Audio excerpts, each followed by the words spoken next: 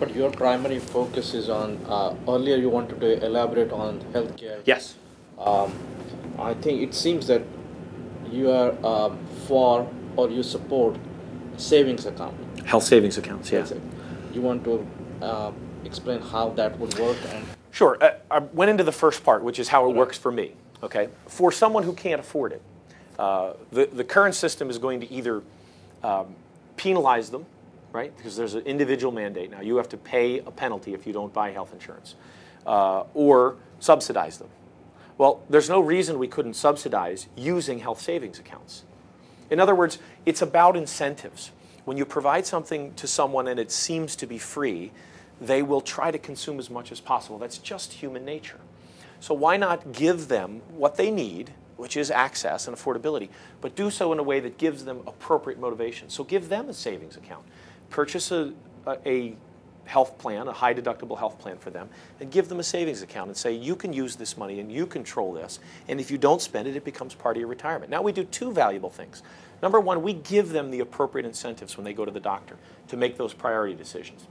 And companies like Whole Foods that have done this have found that it works very well to reduce illness and reduce hospitalization and reduce the costs of care.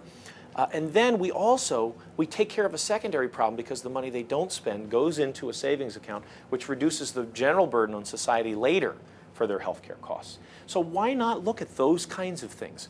Model them in different places in different ways. Give people incentives. And it's a simple change. Here's the other thing about it that's beautiful. It's a simple change to the tax code to create those incentives. Instead of giving a tax-favored advantage to employers, give it to everybody. So if I want to continue to get it through my employer, fine. You know, why do you believe that didn't work? I mean, this was proposed by George Bush under his administration. Yeah, because we never reached equality.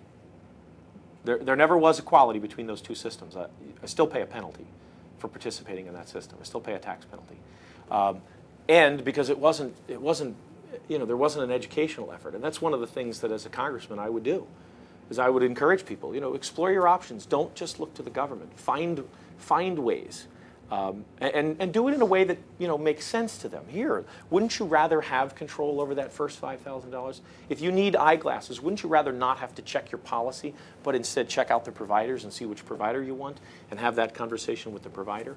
And I talk to small business people, you know, who are my colleagues, and they really like the idea of getting out of the healthcare business because it doesn't add to their bottom line. It doesn't make them better at what they do. And the cost of compliance, the smaller the business, is much higher.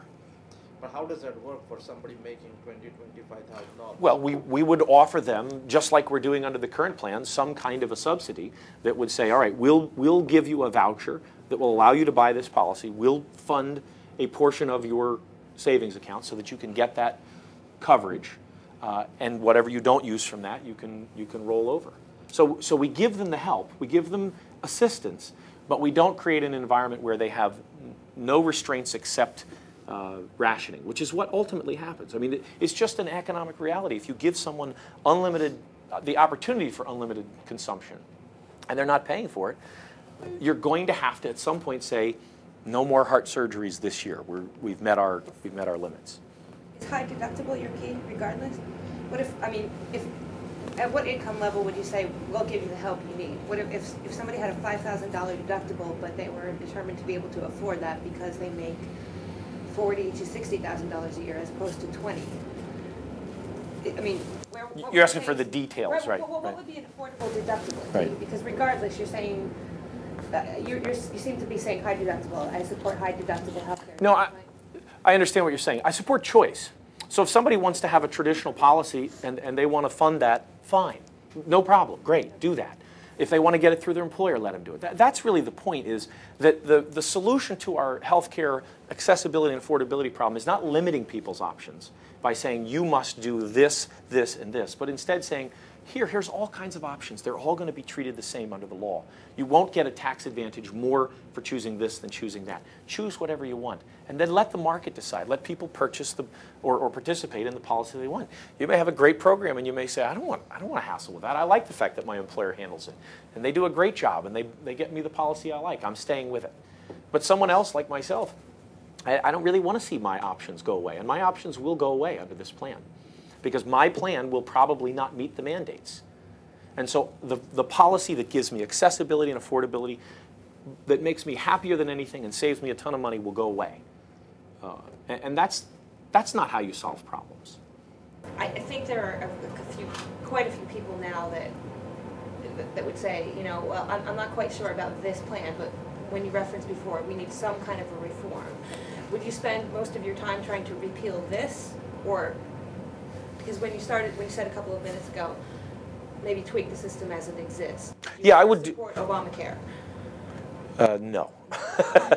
No, because it's fundamentally, well, it's fundamentally flawed. The assumption is fundamentally flawed. What if it were tweaked? Well, What assumption is fundamentally flawed? Well, because of the disconnect between the payer and the consumer. That's a fundamental economic decision, to have those two things be separate. And the economic result of that always has to be, someone has to say no more. There's the disconnect between the payer and the insurer. And the consumer. What's the disconnect?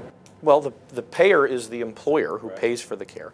The consumer is the one who consumes it. He doesn't bear the cost. More and more he is, but he doesn't bear the cost of the care. And so in his mind, that's free. It's my right, you know. And a right is something that you know. I mean, I can only. I don't know what evidence you have of that. Let me use the evidence that we have here, and then we're involved in. We have a couple hundred employees here. I think we're now at about 66 or 68% that we pay, and obviously 30 the employee. We've changed the deductible over the past couple of years in order to keep our increases down, or in some cases, within the last 4 years of owning this business, 4 years this July, we've actually lowered costs through competitive bidding. Right. Another business that we have, where we have about 500 employees, it's 80-20, but we just raised the deductible to $500. And for people who had a lower deductible than that, $500 is a lot to them. These are also employees in that group. They happen to be in Maine. They took a 10% pay cut over 2 years, frozen for 2 years. So they feel it. Mm-hmm. So I don't get the disconnect. What's the evidence that you have that there are a high number of people who are insured, or assuming insurance provided by their employer, and that they don't feel any of the cost of that? Yeah, when I was talking about that, I'm talking about how this developed. Certainly we are now at the point where that unsustainable situation is changed, where people are feeling it. The problem is that because of the way the system is set up, it's you, the employer, who's cutting their health insurance.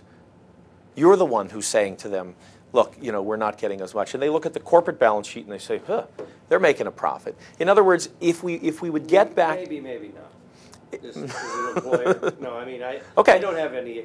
Do they say, yeah, you've changed my deductible? Sure. Do we educate them about the potential increase from the insurance companies? Sure. And what we did to attempt to either alleviate it or in fact reverse it in some way. So our experience would be, I'm not running for office, is that I don't know that they blame us any more than they blame the entire system, that they blame the lack of competition, that they blame insurers. So I mean, I just...